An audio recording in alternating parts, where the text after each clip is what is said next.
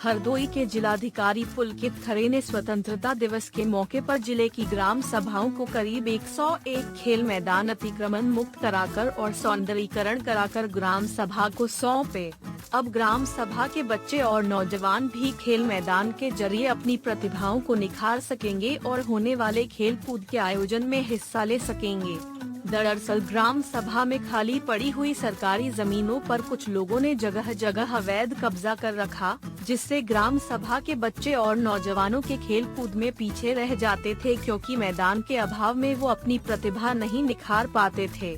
ऐसे में जिलाधिकारी ने जनपद में करीब 101 खेल कूद के मैदानों को मेंटेन कराकर ग्राम सभाओं को स्वतंत्रता दिवस के मौके पर भेंट स्वरूप दिए। जिलाधिकारी का उद्देश्य है कि बच्चे और नौजवान खेलकूद के जरिए जहां अपने स्वास्थ्य को बेहतर बना सकते हैं, वहीं होने वाले आयोजनों में देश प्रदेश में हिस्सा भी ले सकते हैं।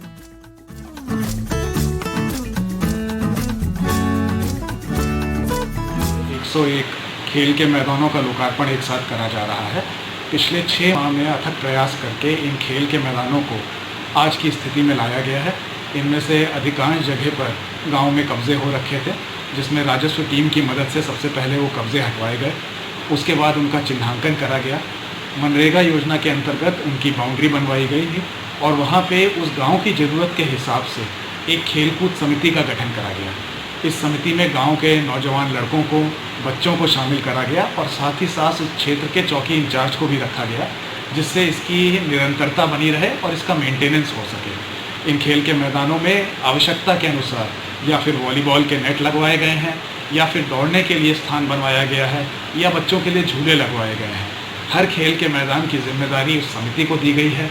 पिछले कई महीनों में जब मनरेगा में काम चल रहा था तो भारी संख्या में प्रवासी मजदूर भी लौट कर आए थे।